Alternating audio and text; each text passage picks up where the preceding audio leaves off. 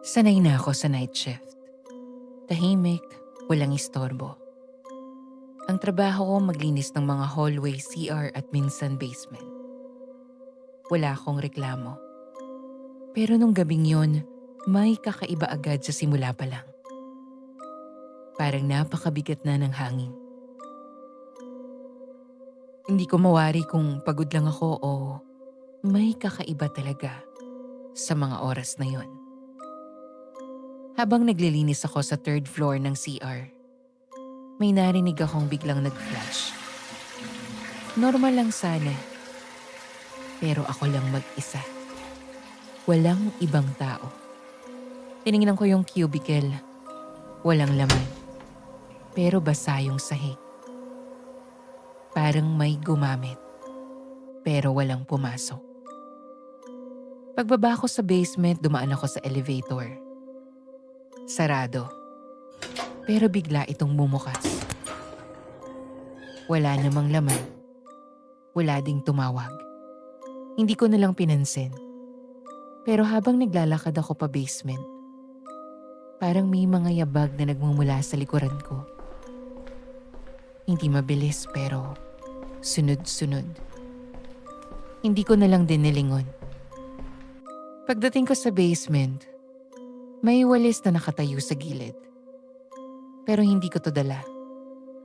At ang nakapagtataka, basa yung dulo ng walis.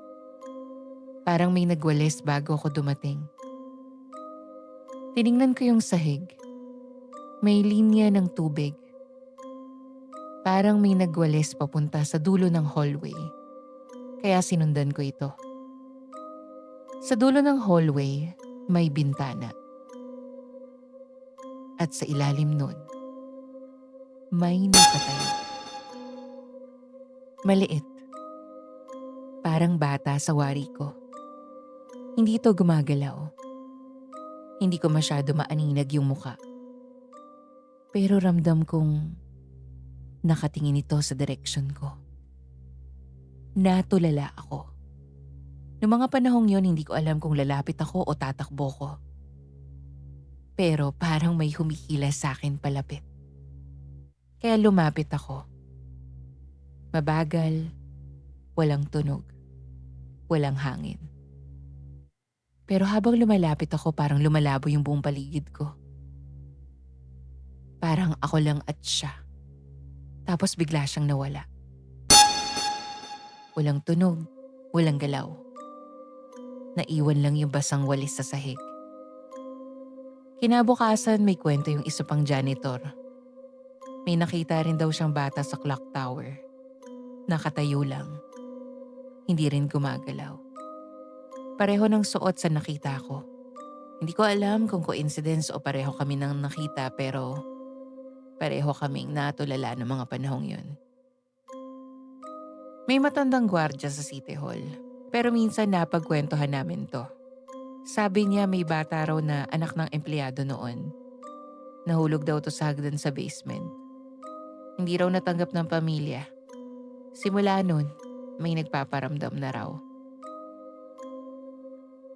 Minsan nananaginip ako na nagwawalis ako sa basement. Pero may nakita akong bata sa likod ko. Nakatayo lang siya dun. Pero ramdam ko ang matinding galit. Parang gusto niyang may makaalala sa kanya.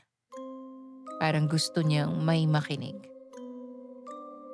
Hindi ko naman sinasabing multo to o kababalaghan. Pero may mga bagay talaga na hindi mo maipaliwanag. At alam niyo ba na kung sensitibo kayo sa nararamdaman niyo, malamang at sa malamang, maaaring may nagpapahiwatig nga sa atin na hindi natin nakikita. Mula noon hindi ko na siya nakita ulit. Pero hindi ko rin siya nakalimutan. Kung may nakikinig man o nakaranas din ng ganito sa Manila City Hall, sana alam nyo na di kayo nag-iisa. At kung may duda man kayo, okay lang. Hindi ko rin naman kayo pinipilit na paniwalaan ako. Matagal-tagal na rin ako naging janitor sa lugar na yun.